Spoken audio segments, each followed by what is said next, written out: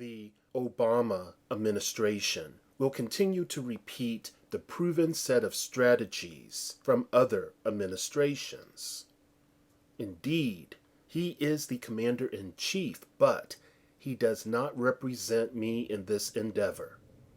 Lies and more lies are being promoted as his crew and their controllers seek out their pound of flesh. I will never support any politician that refuses to uphold the interest of the people. I will never support schemers who use underhanded ways to drain our resources. No longer will I be silent when Zionist puppet masters promote irreversible multiplication of debt to maintain violence.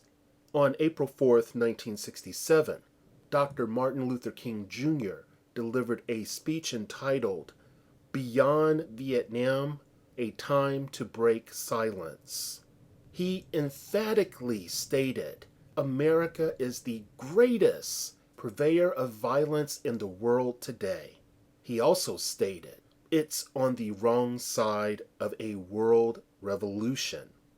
This was 46 years ago, yet the murders are abundant.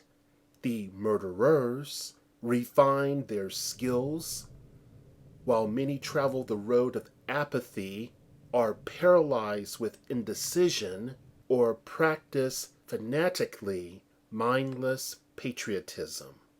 How can we afford to be silent? Will you betray humankind by being silent? It is foolish to say nothing has changed. Actually, things have become worse in many ways. Oh, you thought this was a feel-good video? No, I'm here to tell you the truth as I understand it to be. Militarism and violence is assisting to rip the life force from the human residents of this planet. We claim we have no money to assist those who truly need assistance. We are willing to aggressively pursue our political, racial, and class interest by making all sorts of fraudulent claims, thereby assisting the elite. Consistently, we avoid making any meaningful contribution or contributions to the social upliftment of our fellow Americans. Conservatives demonize blacks and bark about personal responsibility. Of course, they do this in order to avoid the essential topics of economics and systemic racism. Liberal Democrats, who were screaming at the top of their lungs when Bush was in office, when Bush was pushing his war policy, have now suppressed their opposition. Aren't you sick of partisan games? I know that I am. Now consider this. It is my understanding that one Tomahawk missile costs roughly $1.2 million. Do you remember the airstrikes on Libya during 2011? The Navy fired 221 Tomahawk missiles. They had the audacity to ask for more money as they fed their sadistic desire for bloodlust. The request was given to Congress, and $300 million later, they replaced their stockpile. Yet, we have Americans dying because they do not have health care. We have Americans starving because they are willing to work but unable to find employment. We have infrastructure that is in desperate need of repair. And what about our respect for human life? First and foremost, don't you see how we participate in our own destruction? Do you not see that we have a choice? We can do what is appropriate and continue to strive for better use of our energies. This can be done without investing in self-contradictions and violence. Our government lies to us with impunity.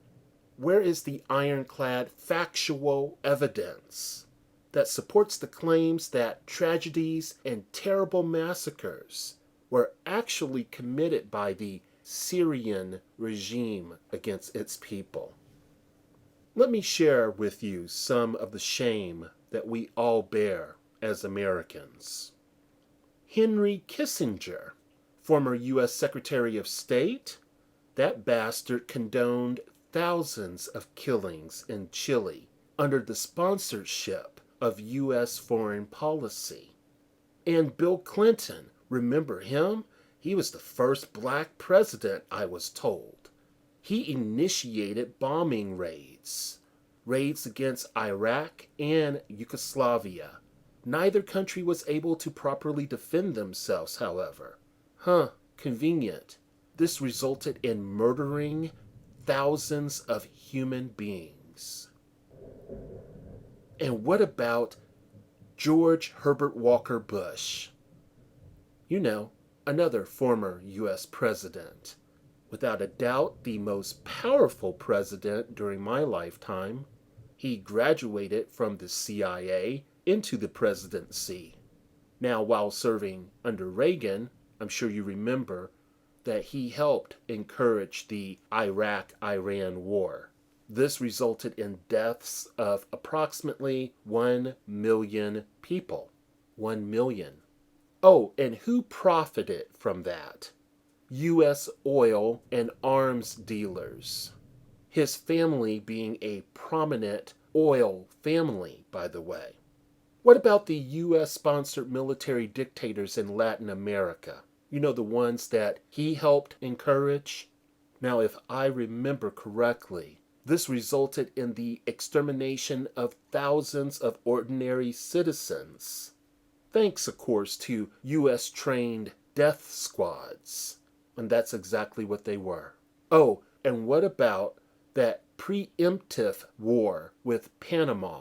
You know, the one resulting in the neighborhood of, I think somewhere in the neighborhood of about 1,000 to 4,000 deaths? Somewhere in there? And why do you think all of this happened? Why do you think this travesty occurred? Well, the reported story is so that he could get rid of the CIA henchman and drug lord, Manuel Noriega. And guess what, people? All of these men freely roam the planet. Where is the justice in that? Whatever happened to no nation or combination thereof being able to interfere in the international affairs of others? Now, what I'm about to say is going to piss a lot of you off, but it has to be said. And I want you to listen closely and don't read into what I am stating. Understand what I am stating. Our anti-war protest will not work. Why would they? The war is going to happen whether I like it, whether you like it or not. We are allowed to protest so that we feel like we accomplished something. We are allowed to protest so we can rid ourselves of all of that pent-up rebellious energy. We are allowed to protest so that we can feel like we actually made a difference. How can we accomplish any change in this arena when we have been enslaved? I am not stating that we should not try, but we must be honest with ourselves. This is a big reason why we are at where we are at. You see, YouTube and other social networks can and do help us to make connections, to educate ourselves, to get the word out, but we have sponsored for many, many decades our destruction. The only way we can truly change that path if we have an opportunity to do so, and I am assuming, of course, that we do, it would be, in my opinion, based on my reasoning, to change the paradigm, the entire paradigm as we know it. If we don't, then let me ask you this. If we decide not to, if we decide just to tweak something here or there, how do you think your voice will be heard if your rights have been taken away? Do you doubt there is an ever-present war on the illusion of freedom? You know, the freedom you think you have. Please, do not be fooled. It does not matter your educational level, your economic level. Collectively, I'm speaking of all of us. It doesn't matter. We all are slaves to the machine, incarcerated without our consent or knowledge. Some of us are moving beyond this. We are doing all that we can to be the best individuals that we can be so that we can contribute something meaningful that will hopefully create a new paradigm. But until that occurs, do understand this. We have been given the illusion of choice in order to keep us under control. This does not mean we do not have an obligation to fight. I will not retreat. I will draw my last breath fighting what I hope to be the good fight. This war, not in my name. The wars before this, not in my name. I will never claim any war. We have the ability, supposedly, being at the top of the food chain, to reason, to use our minds, to use our hearts. We need a new paradigm, people. Thank you for your time.